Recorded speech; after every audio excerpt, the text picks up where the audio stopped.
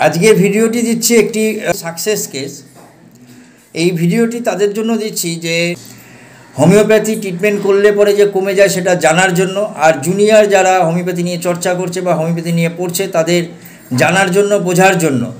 হোমিওপ্যাথিতে যে কথাটি হ্যানিম্যান সাহেবও বলে গেছেন যে treat the patient not the disease, অর্থাৎ কোনো রোগের চিকিৎসা করো না, রুগীর চিকিৎসা করো।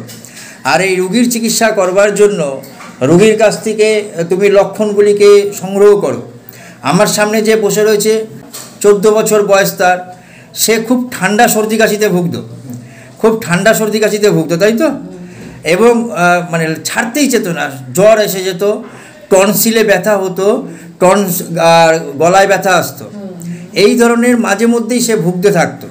কিন্তু সে যখন আমার কাছে আসলো এই রোগের জন্য, তাকে আমি সমস্ত কেস টেকিং করে তখন যা পেয়েছিলাম যে সে জ্বর হয়, গা হাত পা ব্যথা হতো এবং তার সাথে তার সবসময়ের জন্য গলায় একটা ব্যথা এবং টনসিলটা ফুলে যেত। এর সাথে হোমিওপ্যাথি ওষুধ প্রেসক্রিপশন করবার জন্য, অর্থাৎ টোটালিটি অফ সিমটমস করবার জন্য আরও কিছু লক্ষণ নেওয়া হয়। দেখা যায় যে তার একটুতেই সর্দি কাশি লেগে যায়, সর্দি কাশি লেগে যেত। সে একটু শীত কাতুরে, অর্থাৎ কোনো ঘরে যদি এসি চলতো তাহলে সে ডবল জামা পরে যেত। বৃষ্টি হলেই ঘুম থেকে উঠে তার গলাটা ব্যথা শুরু হয়ে যেত।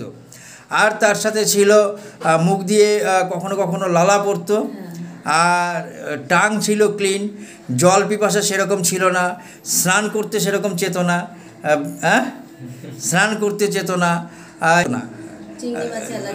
চিংড়ি মাছে অ্যালার্জি, ডিম খেতে ভালোবাসতো, ঝাল জাতীয় খাবার এবং উষ্ণ গরম খাবার খেতে ভালোবাসতো। আর তার সাথে মাছ একদম খেতে পছন্দ করতো না। কিন্তু কুকুরের খুব ভয় ছিল, প্রচণ্ড ভয়। মানে যদি কুকুর দেখেছে তাহলে সেই কুকুরের ধারে কাছে সে থাকবে না, অনেক দূর থেকে ঘুরে তারপরে সে যেত, এরকম সে ছিল। ভূতের ভয় ছিল। আর টিকটিকি দেখলেই তার ভয়। আর পুরনো কোনো রোগের লক্ষণ ওর পাওয়া যায়নি, পাস্ট হিস্ট্রিতে কিছু পাওয়া যায়নি। ফ্যামিলি হিস্ট্রিতে যেটা ওকে পাওয়া গেল যে ব্রঙ্কিয়াল প্রবলেম ছিল, অর্থাৎ অ্যাজমার মতন ফ্যামিলিগত কারোর ছিল। আর স্বপ্নের সেরকম কিছু নেই। প্রচণ্ড অ্যাঙ্গার, একটুতেই রেগে যেত, সেন্টিমেন্টাল, কথাবার্তা বলতে ভালোবাসতো, আর ডিজায়ার টু বি অ্যালোন। এই সমস্ত লক্ষণের উপরে দাঁড়িয়ে তাকে প্রেসক্রিপশন করা হয়েছিল টিউবারকুলিনাম। 0/1 0/2 দেবার পরেই সে আজকে পুরো সুস্থ। তুমি কি বলতে চাও একটু বলো তো? এখন তো আগে যেমন বৃষ্টি লাগলেই ঠান্ডা লেগে যেত বা ওগুলো হতো, এখন তো এত বৃষ্টিও হলো, এখন তো কোনো মানে ঠান্ডাও লাগছে না। আর সকালবেলা উঠে যে টনসিলের প্রবলেম বা এসিতে কাশি হওয়া, তারপরে যেটা পরে গিয়ে অনেক সময় সমস্যাও করতো যে পড়ছি তখন কাশি হচ্ছে, তখন কনসেন্ট্রেশন ব্রেক, সেগুলো বন্ধ হয়ে গেছে। এখন অনেক বেটার আছি, মানে এখন অনেক বেটার। আপনি কি বলতে চান?